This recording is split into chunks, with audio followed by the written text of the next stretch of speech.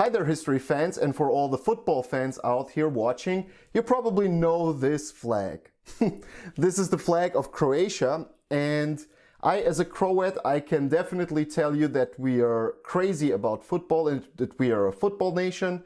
So I kind of decided to cover this video, the football war from OverSimplified. And as you saw, it was recommended a few times in the comment section. So if you have any recommendations for future videos, just write it down in the comment section below. I will eventually come to your suggestion. Okay, I don't know much about the football wars. I know some general stuff. The thing is, when you're, and I think that it's for most European countries that didn't have, like colonies and conquered all around the world, like, I don't know, Great Britain and France, that we're more focused on European history in schools and on national history. And I don't know much about, like the history of Latin America or Central America, except, like the big things like, Cuban Missile Crisis, Cuban Revolution, some big countries, like Brazil and so on, and Argentina and so on. But yeah, the things that I know about the football war, that it was fought between El Salvador and Honduras in the 60s, and that's probably it. If you're from Latin America or the US, you probably know more about this stuff, so I would appreciate every correction, additional information, interesting stuff that you have. Just write it down in the comment section below. I read all the comments. So yeah, let's jump into the topic. And as I said, the link to the original video is going to be in the description below. It's oversimplified. Go give them a view and a like because they make great videos. Okay, let's jump in. Quick, you have 2 seconds to name these two countries.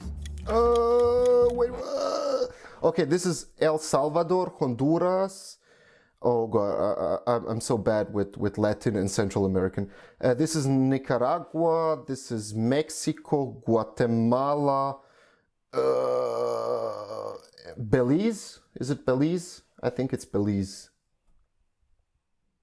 But this is El Salvador and Guatemala. Right. Then good job. They are, of course, Honduras and El Salvador. Honduras and El Salvador. One thing these two countries have in common is being fanatic about football. Or if you're a freedom-loving patriot, soccer. But do they love it so much? It's football. It's not soccer. It's football. Much they would go to war over it? You bet they would, and that is no bueno. No bueno. If you look at these two countries, you might notice one major difference, and that is that this one is a lot bigger than this one. However, this one had a larger population than this one, made up mostly of farmers, and there wasn't enough land for them to live and work on. So they started moving from El Salvador to Honduras in search of land, and by the 1960s, a huge number of illegal immigrants had crossed over the border from El Salvador. Meanwhile, in Honduras, it's 19... Yeah, 300,000 is a big number for a country of 2.6 million. 63, and this guy has just staged a military coup to prevent the rise of communism and is now the military leader of the country. 63. He immediately began harassing the peasants. Okay, so 63. Before that, the Cuban Revolution was between 53 and 58. And of course, the US supported all, let's call it, non-communist movements in Latin and Central America because they wanted to prevent the spread of communism. And as the Cuban Revolution started, they kind of were afraid that it's going to spread to other neighboring countries. So yeah, we all know about the US involvement in other Latin countries and so on. So they sometimes supported brutal dictatorships and so on. So I won't go into detail with it, but, and I don't know if he was a brutal dictator, probably. I don't know. Let me know in the comment section below. But yeah, the US, especially after the Cuban Revolution, was very, let's call it, whatever, just no communism in Latin America. Unions and other left-wing groups, but he's a little insecure about the legitimacy of his leadership. So he holds an election and wins, but then the opposing party says, hey man, that election was clearly corrupt and fraudulent, and also you've been bribed by the rich American banana companies who are taking all of our bananas tax-free, and now our economy is in ruins. And everyone started to get mad at him. Now, if you ever find yourself the barely legitimate military leader of a corrupt Central American country and you start getting into hot water, here's a bit of advice that has been tried and tested throughout the centuries. Blame something else. So he blamed the Salvadoran immigrants for stealing all the land and all the jobs and ruining Honduras. The immigrants found themselves under attack by the hostile locals. Egged on by the rich American banana companies who wanted all the bananas to themselves, the Honduran government began evicting Yeah, and most of the times, the interest of the big US companies was aligned with the US policy towards Latin America. So I'm not surprised that some, like private company, it was probably also a big banana company, was involved in this one. So I'm kind of not shocked with it. Salvadoran immigrants who had been living on the land for generations and started sending them back to El Salvador. The Salvadoran elite were furious and protested, citing moral reasons, but in reality, they were just getting a little too crowded. So tensions were about as high as they could be, but then...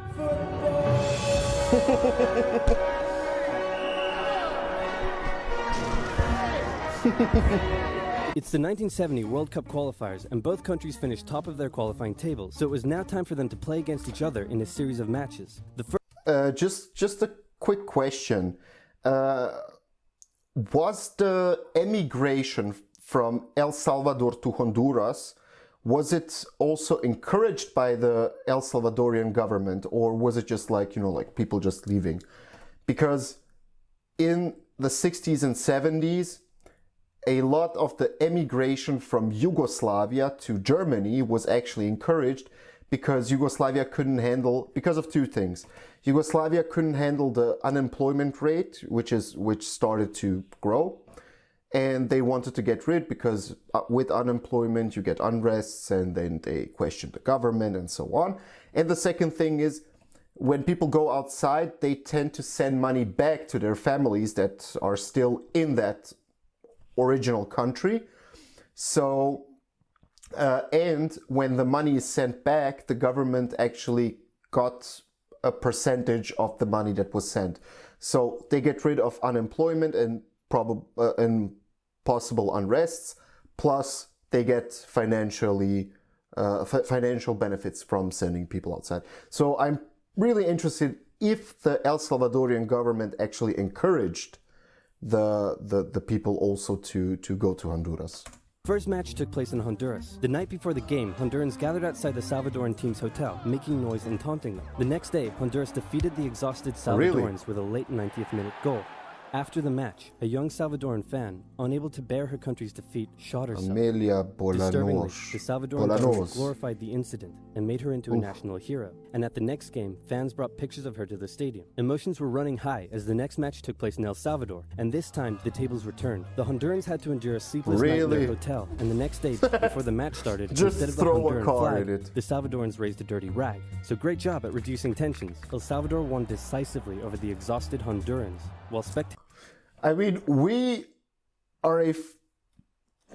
probably a football fanatic nation, but is it, I mean, something like this, I cannot recall that something like this happened in Europe. Like, is it a common thing in Latin America to do that stuff to opposing teams, or was it just back then? Is it still happening today? I'm really interested if you know that, to let me know. Maybe there's also a term for it. I don't know, like don't let sleep the enemy team. Spectators battled in the stands. Team Honduras fled home in a bulletproof bus with rocks being thrown at them, and the Honduran coach reportedly told his players that they were lucky they lost. In response to the defeat, Hondurans began terrorizing the Salvadoran settlers even more, in some cases reportedly throwing them off their land and burning down their homes, and the immigrants began fleeing back to El Salvador. The final game in Mexico would decide who went to the World Cup. It was close, but El Salvador came out victorious, knocking Honduras out of the tournament.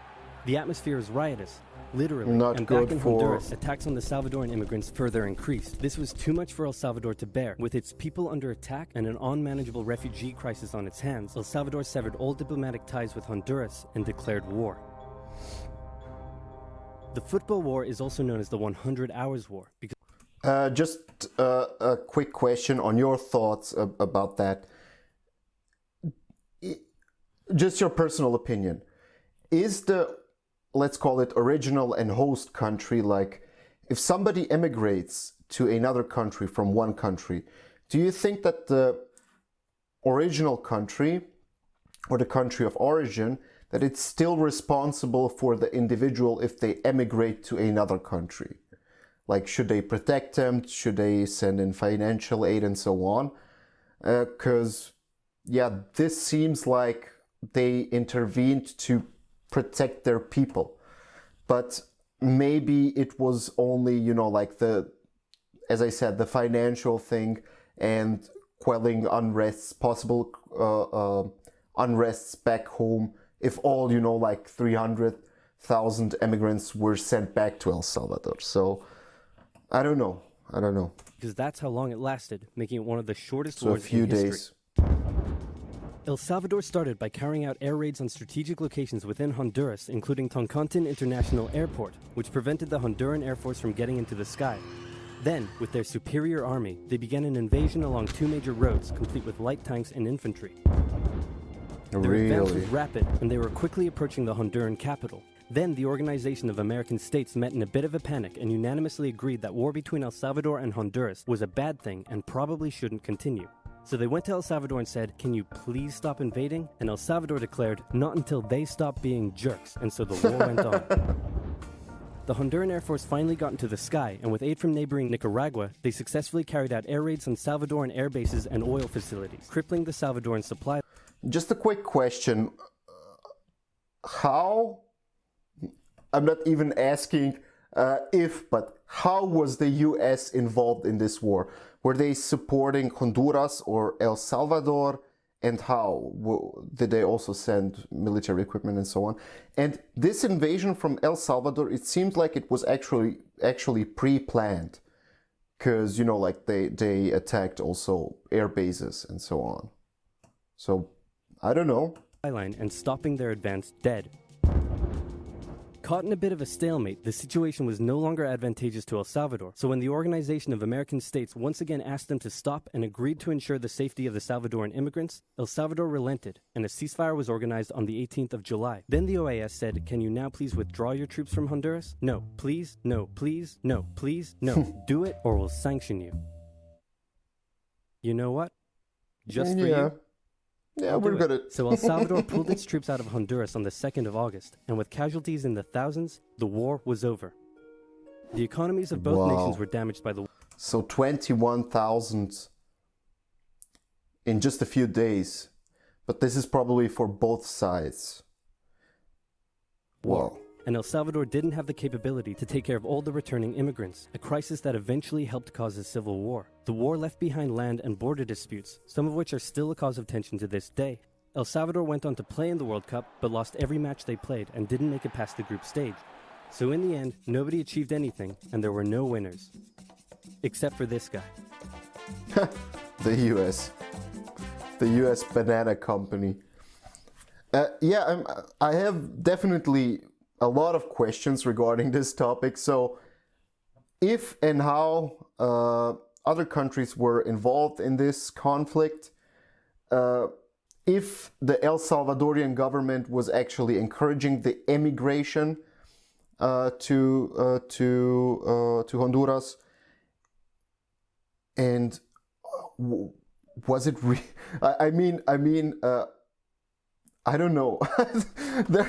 I'm still a little bit confused because of the, because of the tensions that arose because of football. But if you know any additional information, if you want to correct me on something, but I couldn't give much of an input to this because some of the stuff that I know or I maybe put in there, like that's some stuff that I maybe read somewhere and so on. But it's an interesting topic, and especially the casualty count was surprising for a few days that they had what was it, like 20 or something thousand wounded or killed. But yeah, once again, if you have any suggestions, just let me know in the comment section below. I will eventually come to that topic. And yeah, until the next video, see ya.